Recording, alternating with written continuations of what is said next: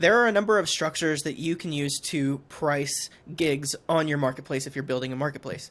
But which structure you use affects a lot of aspects of your business. So Vishal is going to share with us how we can build a pricing model that fits your marketplace and the plans that you have.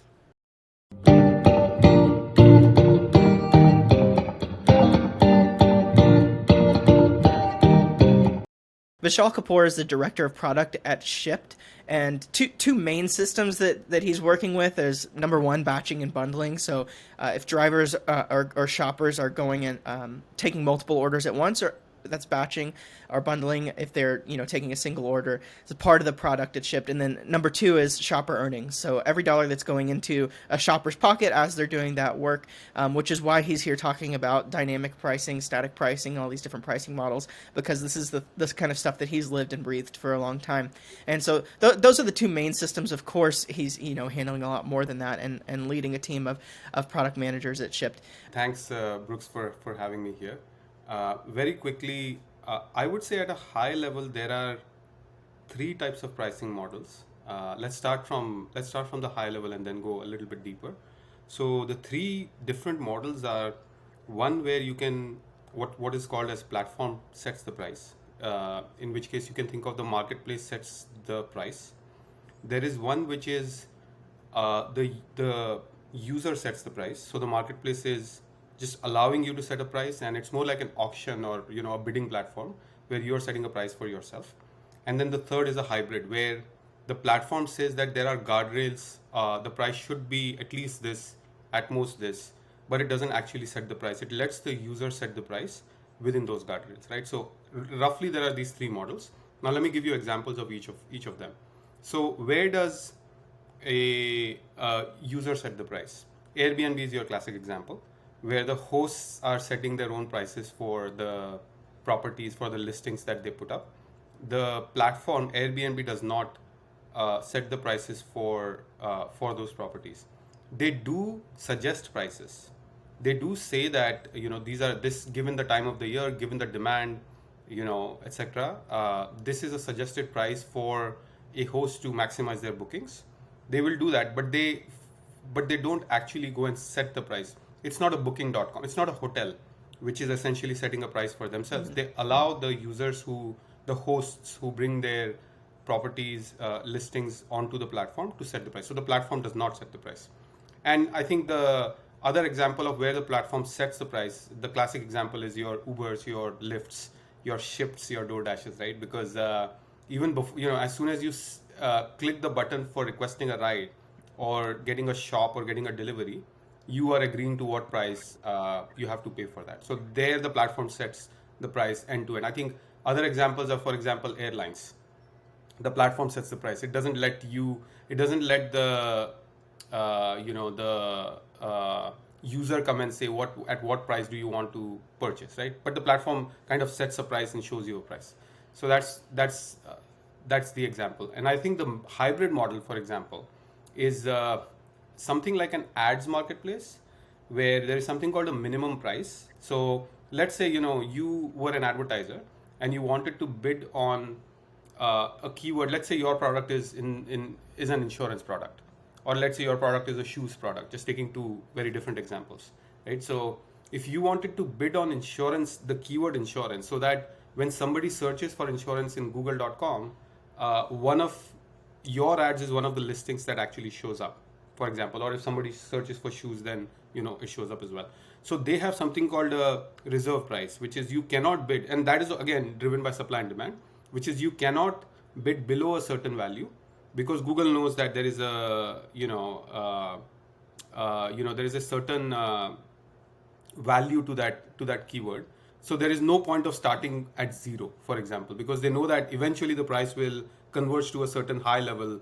Like sometimes insurances, for example, just depending on how it goes, sometimes the insurance providers may end up paying $20 for somebody who clicks on that ad. So there's no point of starting at $0.00 and then $0.01, $0.05. That there's no point of that. So they will set a minimum price, for example, to start with $5, right? And then you can bid up from there. eBay is another example where somebody, because it's an auction model, the person who's selling the product, for example, gets to set a minimum reserve bid, and you cannot bid below that bid, right? It's just not allowed, for example. So there are these three high-level pricing models where the platform sets, the user sets, and there is a hybrid where the platform puts the guardrails and somebody sets in the middle. Now, coming back to what you said, what is good for your marketplace? I would say that there is no holy grail there, unfortunately. I think the two things to look at. First, I will make that statement, and then I will give you a counter example to that statement. So there's no holy grail again.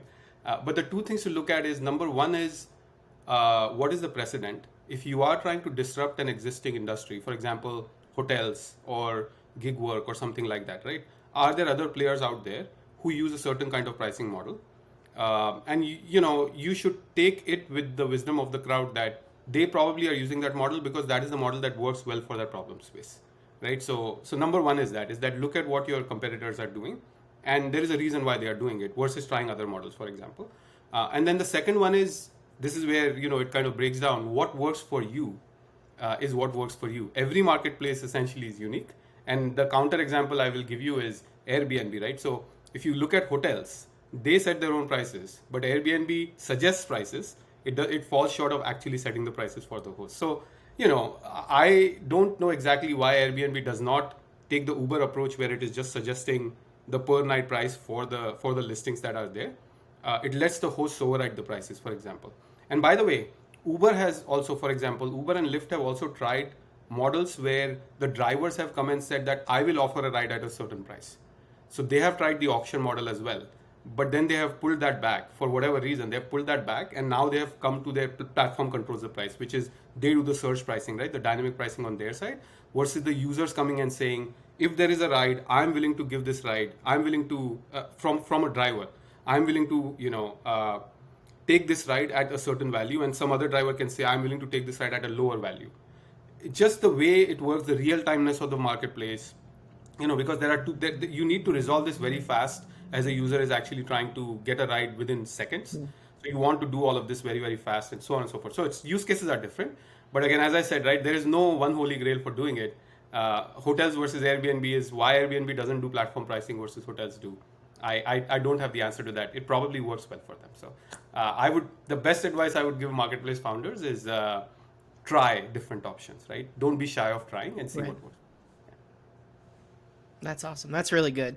That was really foundational to hear kind of what are the pricing models, and then the foundation for leaders as you're thinking what pricing model should I follow. You're basically saying look at what others are doing, and either realize that they're probably doing it for a reason, or maybe there's an opportunity there for you to disrupt the current market. Exactly. By doing it in a different way. But you kind of have to weigh out why are your competitors doing that in that particular way.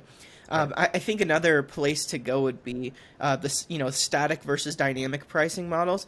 That there are some intricacies as you've discussed. To whichever pricing model you go with really impacts the way that your business works. For instance, I think it would greatly impact Airbnb supply and demand if they were to set the pricing for the hosts rather than letting the hosts set the pricing themselves. Just for example, going off what you've said. And so I'm just curious, are there any intricacies to consider with the static versus dynamic pricing models for a marketplace that is setting those pricing, the pricing at least somewhat for what they're selling? Sure, yeah. So you're saying basically when platform sets the price, when it is platform priced, what is the advantage of using dynamic price versus over using a static price, for example? Exactly, yeah. I would start by saying that, and this is again a high-level statement, static pricing is sort of a subset of dynamic pricing, right? As dynamic pricing is a superset, meaning a dynamic pricing algorithm can choose to keep the prices constant, in which case it would seem like it is statically pricing, but that doesn't necessarily have to be the case. It may choose to do that, right? It's a machine learning. Generally, these are machine learning algorithms which work on supply and demand. So the way this works, if you go to your classic econ 101, if you figure out, there is a certain level of supply, if you basically draw your price elasticity and demand, your demand and supply elasticity to price, right? A simple way of thinking, if you think of two axes, a simple way of thinking of this is, as price goes up, as price increases, assume that price is your x-axis and supply and demand are your y-axis. So as price goes out of the on the x-axis, your supply will actually increase, right? Because the more and more you're willing to pay, the more and more people are willing to come and work for you. So the supply curve at zero, there is nobody willing to work for you for free. So it starts at zero, but as price goes to the right, supply goes up, right? It goes up, like it kind of goes up from there. And then if you think of the other case, which is if you're willing to give something out for free, right? Which is demand on the demand side. If you're willing to sell something for free, you will have infinite demand. But if you start charging, a lot more money as the axis goes to the right, then your demand falls. So it's basically like an X, right? Which is your supply is going from zero to, it's increasing linearly, and your demand is actually decreasing. As price goes up, your demand goes down. So it creates an X if you think about it. And the point of intersection is called an equilibrium point in Classic Econ 101, which basically means that is the price at which your supply is willing to meet the demand that you have. Anything above that, right? Anything above that is now you're actually pricing higher than what the demand wants, which is a concept of surge pricing. Anything below that means that there is a lot of supply, but you're not paying them enough, right? So, if you draw this on paper, it becomes very obvious, but that's generally the idea is that the center point is called the equilibrium point. So coming to what you were saying, right? Why static versus dynamic? The equilibrium point, again, I'm not trying to get too theoretical, but I'm just trying to explain a simple concept. The equilibrium point is very subjective and different because your demand and supply, the propensity for somebody to work, as well as how much demand you're getting, constantly changes, right? Like the demand, think about this. The demand at a restaurant for coffee, for a cup of coffee, is different on a Monday morning versus a Friday evening. Like who wants to drink coffee on a Friday night, right? People want to drink alcohol on a Friday night, but not on a Monday morning. So the demand for alcohol is high.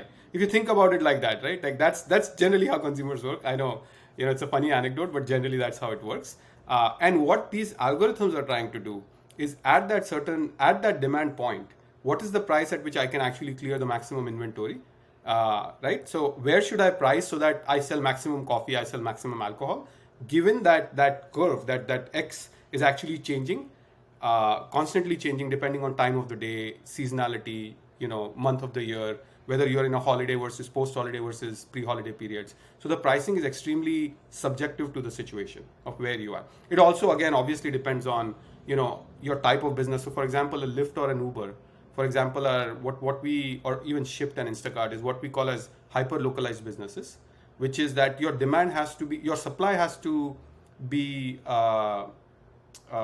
be met within a very tight geographical area. Like if you are requesting a ride in San Francisco, you don't want to map it to a driver in New York, right? It's just, that's not going to work. It has to be within a certain mile radius from where the demand is coming. So it's hyper localized. Similar for grocery delivery, right? If you need something delivered, it has to be within a certain radius. You can't go out like 500 miles to deliver a grocery order. That doesn't make sense, for example, right? So in those situations, I think the third complication is, besides the time of the year and the time of the day, besides the temporal aspect, there's also locally where you are, right? Where you live, what is the supply and demand dynamics? How many drivers do you have? Is it a suburban area? Is it a urban area?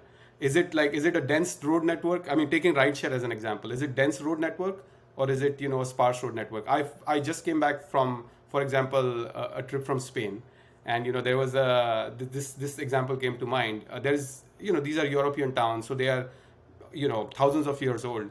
And there is a town there called Seville, where it's the center of the town it's really cobblestone streets, right? And it's just such narrow alleyways that you can't even get a simple cab in there. Like it's just, forget about larger vehicles, but you can't even get a cab. Probably only, your bikes or your scooters will actually go. So you can't have a lot of supply. My point is in that situation, you cannot have a lot of supply. Now, if somebody is willing to, wants to transfer their luggage out, for example, or something, they better be willing to pay an astronomically high price. And all of these situations, a dynamic pricing algorithm will take these four factors into account. It will take the time, it will take the where that happens, especially for a hyper localized business, where that demand is coming from. It will take the number of incoming requests, demand, and it will take the amount of supply that you have in the system. So based on these four major factors, it actually tries to figure out that equilibrium point and says, okay, is this the price point where most of the demand can be fulfilled? If it is not, then then either there are a lot of drivers or a lot of supply side waiting for demand because there isn't enough demand. They are just sitting around, which is not a good experience for them.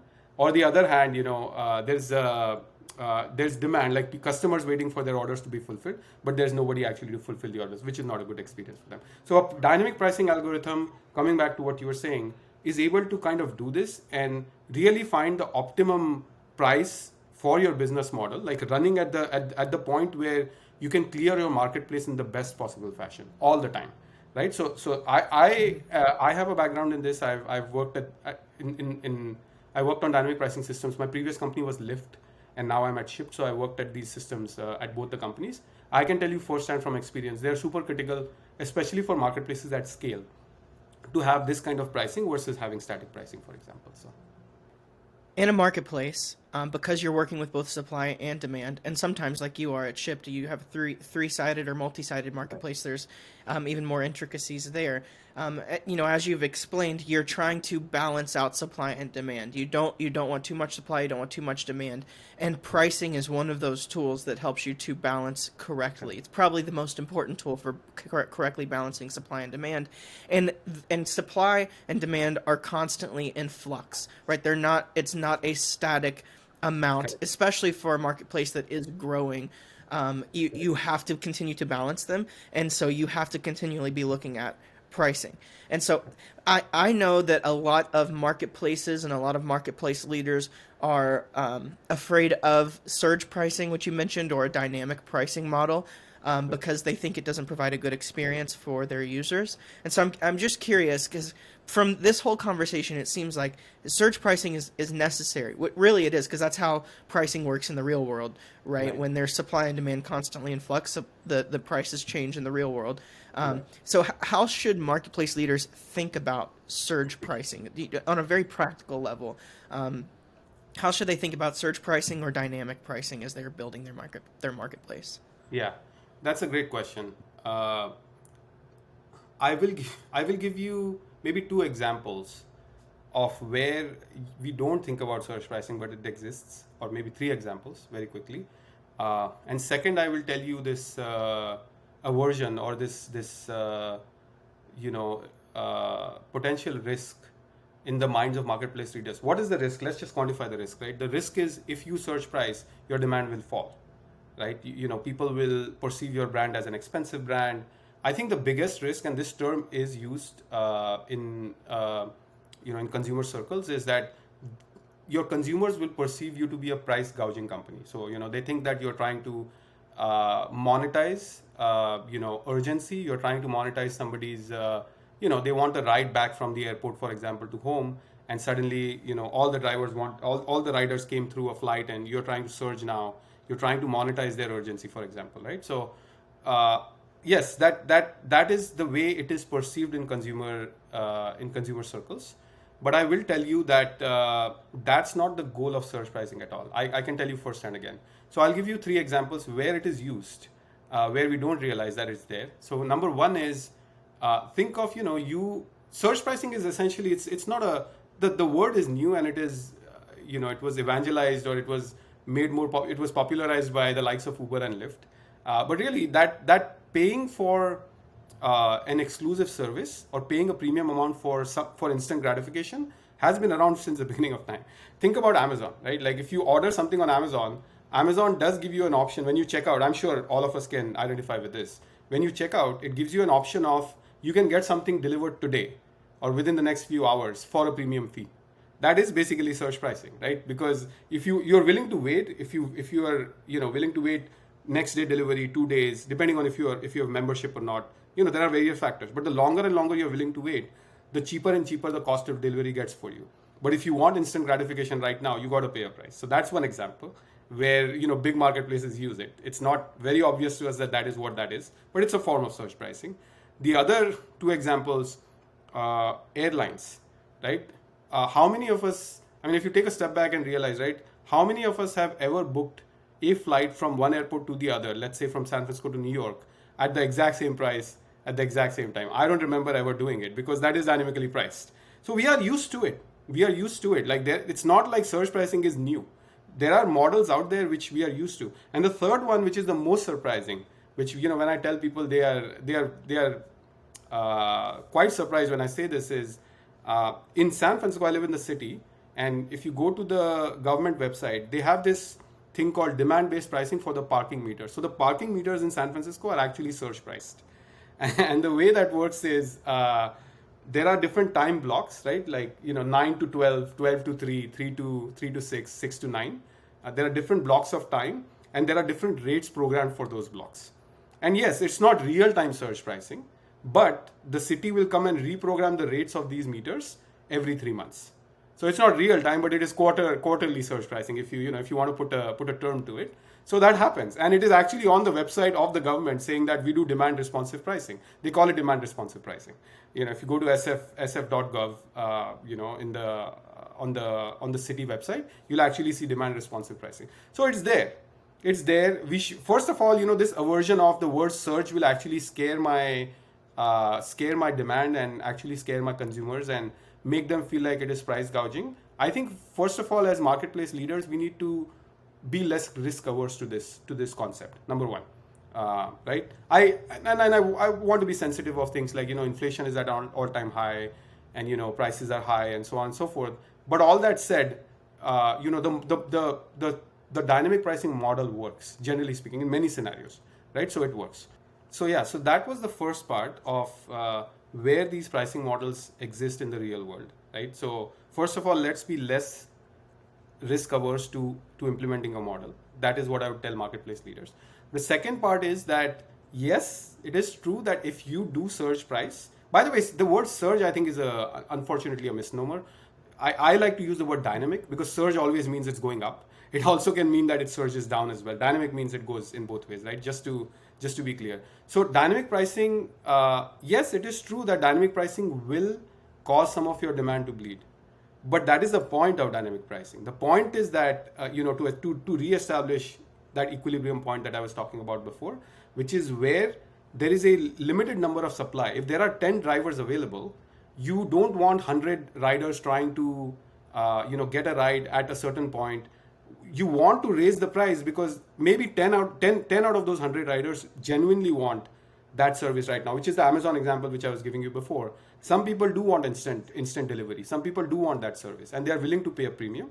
So that is the way that price actually helps bring equilibrium back to the marketplace. The companies understand. I think I saw a statistic somewhere where when prices surge, this is an old statistic. Probably it has changed now. Post-COVID, it has changed, but maybe around 4 or 5 years ago, the demand dropped to as least as 10%. So 90% of your demand was actually just either willing to take public transport, they were willing to wait 10-15 minutes, because this is real time, right? So it changes every 5 minutes essentially, at least in the rideshare world. So they are willing to wait for 10 or 15 minutes. They are just saying that I don't even care, like I'm just gonna hail a cab, for example. I'm just gonna find alternate modes of transportation. So that is real, that is true. But the goal of surge, we used to say this internally at Lyft, the goal of surge is to get out of surge.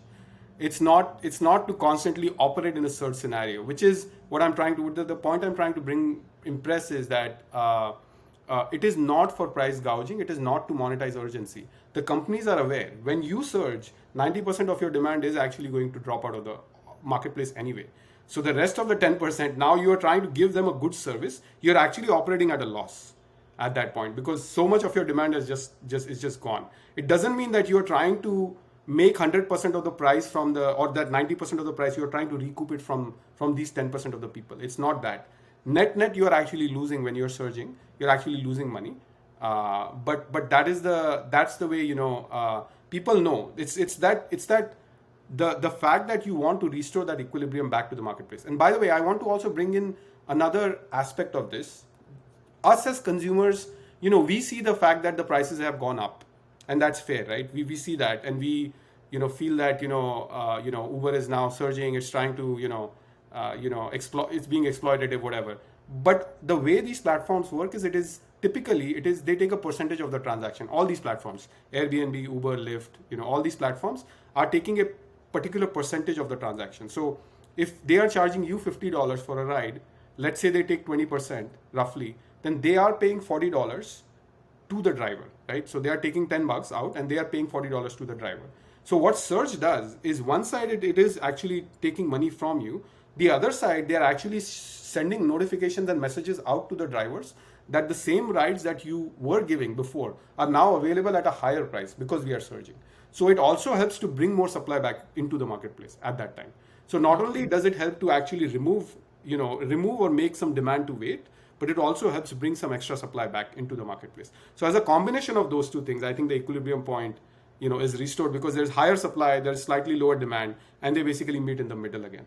So this is all theory, but what I would say is to the marketplace leaders, looking to implement this, I would say number one is if it works for these big players, right? Amazons, Ubers, Lyfts, even for the city, city of San Francisco, for example. If dynamic pricing works, why will it not work for you, right? Why should you be averse? You should not be averse, and you should definitely try that model and see how that actually helps you maximize your revenue, essentially, or not really maximize your revenue, but really maintain a good service quality, a good level of service. Meaning, when people are requesting a product from you, you're able to actually fulfill. Even if you're charging a premium, you're actually able to fulfill the ones who need it the most, right? At a slightly higher price. So I would say that don't be shy. Start simple, right? Start with very, very simple. There's no need to get fancy. You can start by looking at your historical data when demand was high, when supply was low.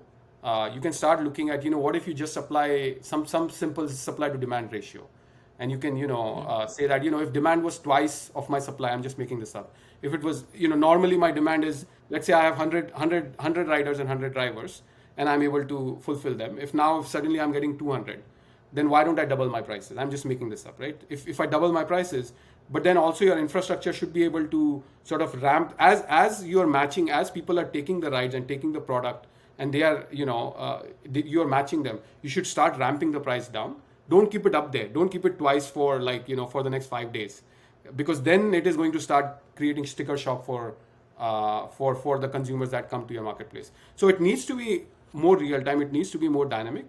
Definitely, it's more work, engineering work, infrastructure work to build such a system. But make sure that as soon as you're clearing the market, you're actually leveling the price back to what your normal levels were. So those are the two foundationally, at a high level, those are the two things I would tell marketplace founders is take inspiration from the existing products and start very simply. Set prices for as a ratio of supply and demand. The other factors of time of the year and and where you are, the geographical location, I think those are implied, because they are kind of implied in how many drivers are driving for you. Taking the rideshare example, how many drivers are driving, how many riders want a ride for you. Those are kind of implied in those two scenarios. So start there and then build it up from there slowly. This has been incredibly valuable for any marketplace leader, I think, who is thinking through pricing, or even if they're building their marketplace already. You are working in a dynamic pricing model, no matter what, right? You're never not going to change your prices ever. Like even Dollar Tree just raised their everything's $1 to $1.25, right? Every price changes with the model, with the economy.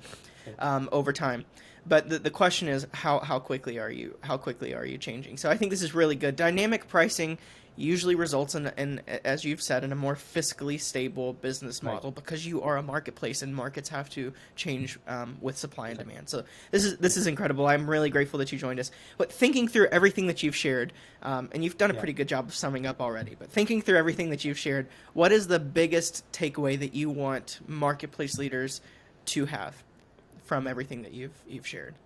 Yeah.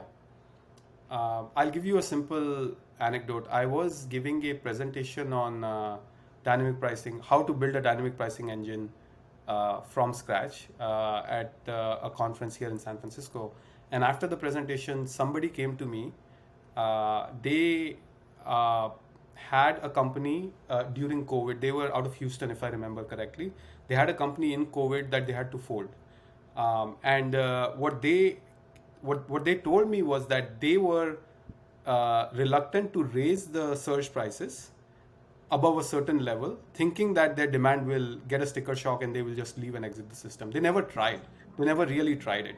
And actually, they acknowledged to me in that presentation that they should have actually just go for broke versus letting your company die, because they were basically pumping VC money, their investment money into fulfilling these orders, where they should have just let it go, and they should have just seen like where the market stabilizes, where the demand stabilizes. So using that as an example, right?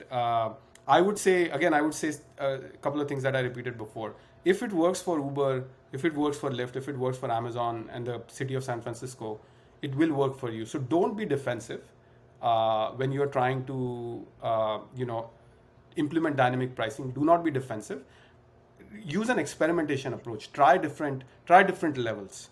You can always put maximums and minimums of where the prices are, but don't be defensive and say that this is where we will absolutely stop, because if we don't stop here, this is just a subjective opinion, something bad will happen. Nobody knows what that is, right? So don't have those kind of uninformed opinions or those kind of risk aversions. Go for it. Try raising the roof as much as you can and try to see where how things work and go from there. And then the second thing is what I also told you, Brooks, is that there are different models. There is no holy grail for a certain marketplace. Tomorrow Airbnb might choose to evolve into a completely platform-based pricing model like hotels.com or booking.com. I don't know why they don't do that right now, because they let their supply set it. So this is a space for innovation. What works for your marketplace, whether you're fulfilling supply in real time, whether your supply needs to be fulfilled in a few hours. Grocery is a few hours generally. You don't expect grocery. You don't expect to push a button and expect a grocery order in the next 2 minutes.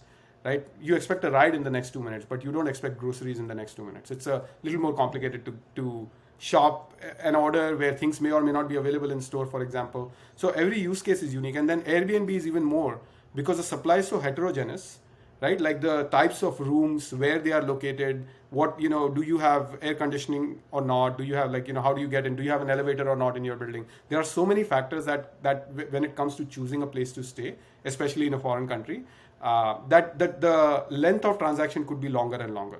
Versus in a rideshare, you know what you're getting, right? You click a button, you expect somebody to pick you up, you're in the back seat, and you're just going from point A to point B. So it also depends on what you're selling and how heterogeneous your supply is. If it is super uniform, if it is super homogeneous like rideshare, then you can implement faster and faster dynamic pricing models. If it is a little bit less homogeneous, it's a little more heterogeneous, then you probably need some more innovation there. So I would say don't be afraid, to summarize. And second, try different things and see what actually makes sense for you. Don't look at the competition, go by what is out there, look at the precedent, but don't take that precedent as as the word of law, right? Like you get to set your own rules, you get to build your own marketplace the way you like. Try, experiment, and see what resonates with your users, and then basically build it up from there. So Vishal, thanks so much for joining and sharing all of this with us. Of course, we'll link to your LinkedIn profile in the show notes. We're going to link to Shipt if you want to go see what Shipt's up to. But is there anything else that we could link in the show notes to put resources that you want to push them to, or things that you're putting out that you want to push them to? I'd love to be able to put those links there. Is there anything that I could add? Sure. I think, as I said, there is a presentation that I do for surge pricing. If it is helpful to marketplace founders, I can put the deck up there, or a link to one of my past presentations up there, so you can share it with the audience.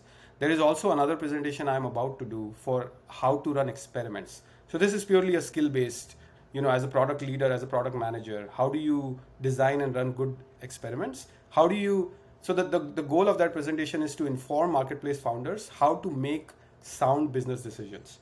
Like experimentation is a technique that big companies at scale will use to make very, very rigorous, data-driven, sound business decisions to actually grow the company incrementally forward. Facebook is very popular for being one of the first companies to start this, really kickstart this, Google and Facebook, right? Way back when they started. So there's another one there, hopefully will be helpful to some of the founders, who are looking to build culture and who are looking to build different business models for their companies. So yeah, I would give you the links and you can actually put them up there. We're really grateful that you were able to come on, Vishal. I think that based on the experience that you've had and what you've done, that this has been incredibly helpful. And so to all of you who are listening, if you have more questions, of course, check out the show notes and get in touch with him. Get in touch with me via LinkedIn. There's links there for all of those things. Check out the links that we'll have to some of the resources that he's mentioned. And we are grateful that you are part of this community with Rockin Your Marketplace. That you guys, as you're building your marketplaces, as you're working in marketplaces, we're big believers in this model. We're grateful that you have not only come here to learn, but to share your experience as you're building as well in this community.